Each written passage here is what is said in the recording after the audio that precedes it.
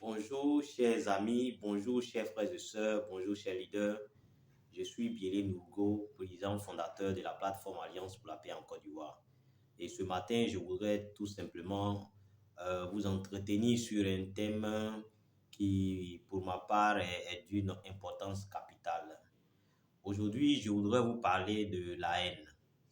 Vous êtes sans ignorer que ces dernières années, nous constatons une montée fulgurante de la promotion de la haine sur les réseaux sociaux, la diffusion des messages de haine, des vidéos de haine, des communications qui se font autour de la haine. Et je veux ce matin vous entretenir sur cette réalité et dire que nous qui sommes avertis, nous avons le devoir également d'éveiller les consciences sur ce qui s'est fait de bon comme de mauvais sur notre espace, sur les réseaux sociaux, sur les canaux, dans les canaux de communication. Et ce matin, permettez-moi de vous parler un peu de la haine. Mesdames et messieurs, nous devons comprendre que ceux et celles qui font la promotion de la haine sont nos ennemis, sont en réalité nos ennemis. Ceux et celles qui font la promotion de la violence sont nos ennemis.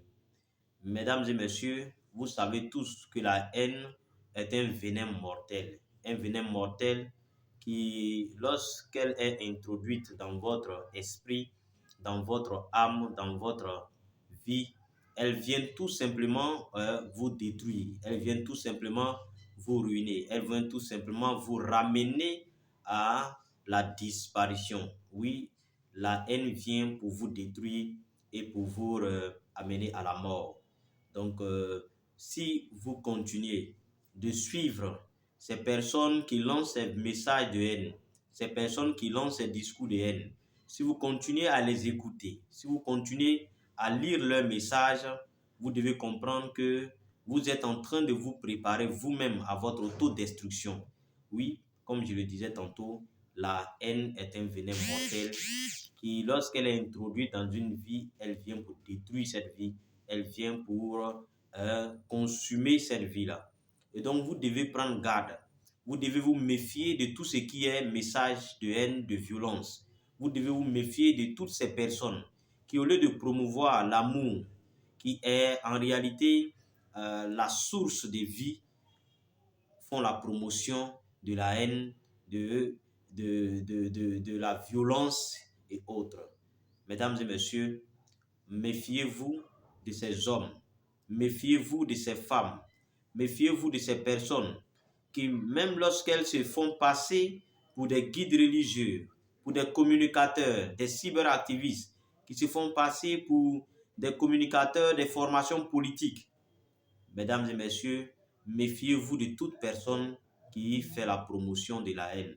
Parce qu'en réalité, elle prépare votre mort, elle prépare votre disparition, elle prépare votre destruction. Oui, elle prépare votre destruction. Vous devez savoir que la foi vient de ce que l'on entend et de ce que l'on voit. Donc le fait toujours d'écouter ces messages de haine, ça peut parfois vous passer inaperçu. Ou bien même, vous pouvez considérer cela comme étant une source de distraction, ça ne vous dit rien. Mais en réalité, chaque message, chaque parole lancée, lorsqu'elle tombe dans un cœur, elle germe, elle porte des fruits. Et donc, ces messages de haine qui tombent chaque jour dans vos cœurs vont germer et vont porter des fruits. Et je vous le disais tantôt, le fruit de la haine, c'est la mort. Et donc, si vous ne voulez pas mourir, la mort n'est pas seulement la mort du corps physique, la mort que nous connaissons. Non, la mort peut se vivre à plusieurs niveaux. Au niveau économique, au niveau social, au niveau même intellectuel, au niveau moral. Oui, vous pouvez être vivant, mais mort spirituellement. Vous pouvez être vivant, mais mort socialement. Vous pouvez être vivant, mais mort économiquement. Vous pouvez être vivant, mais mort intellectuellement. C'est pourquoi vous devez prendre soin de vous en évitant d'écouter ces genres de messages. Ces messages ne sont pas faits pour notre intérêt. Ces messages ne sont pas faits pour notre bien-être. Ces messages ne sont pas faits pour aider à construire, pour aider à vous construire, pour aider à vous réaliser, pour aider à vous amener sur le droit chemin. Ces hommes veulent simplement ces hommes veulent tout simplement abuser de votre ignorance et s'aimer en vous le message, ce venin mortel qui par la suite va vous conduire à la mort. Leur objectif, c'est de vous tuer et pour bénéficier de cet état et évoluer. Oui, sachez qu'il y a des gens qui tuent pour s'enrichir, qui tuent pour se développer, qui tuent pour devenir des leaders charismatiques. Le pouvoir se fonde sur le malheur et la mort des autres. Voilà, c'est une forme de sacrifice humain. Une forme de sacrifice humain. C'est comme une bétail qu'on est en train de blaguer pour l'envoyer à l'abattoir sans qu'elle ne sache réellement où elle va. C'est ainsi que ces hommes sont cachés derrière leur rideau et ils vous conduisent vers la mort sans que vous ne le sachiez. Petit à petit, vous allez vous traîner dans la haine. Vous allez commencer à manifester les signes de la haine.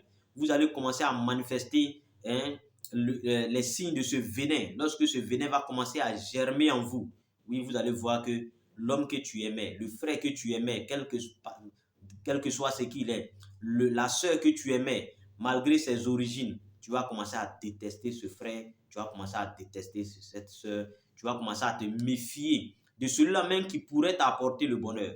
Nul ne sait. Ce n'est pas fort parce que X est ton frère biologique qu'il est forcément la source de ton bien-être, de ton bonheur. L'étranger qui vient de l'Asie, de l'Europe, du Canada, des États-Unis, je veux dire, des contrées de l'Afrique, peut-être, oui, la source de ton épanouissement, peut-être la source de ton bonheur. Mesdames et messieurs, nous devons nous méfier. Nous devons nous méfier de ces hommes qui veulent en réalité nous détruire pour s'enrichir, nous détruire pour se construire, nous détruire pour se faire une place sous le soleil. Nous devons nous méfier de ces leaders. Nous devons nous méfier de ces cyberactivistes. Nous devons nous méfier de ces guides qui se font appeler guides religieux. En réalité, celui qui est guide conduit sur le bon chemin et non pas sur le chemin de la destruction. Vous devez faire attention. Il y a des bons guides et il y a des mauvais guides. Méfiez-vous donc des mauvais guides qui vous conduisent vers la mort et non vers la vie. Soyons vigilants. Soyons vigilants et regardons à notre bien-être. Le bien-être est d'abord communautaire et ensuite individuel. Si une communauté est pourrie, sachez que vous, personnellement, individuellement, vous ne pourrez pas vous développer. Imaginez-vous un instant que vous êtes le seul riche dans un quartier. Pensez-vous que les pauvres du quartier vont vous laisser faire? Vous aurez toujours des voleurs sur vos clôtures. C'est pour vous dire que nous devons nous préparer à ouvrir nos cœurs à l'amour, à la charité, à la bonté, à toutes ces valeurs qui donnent le sens à la vie et à l'existence humaine.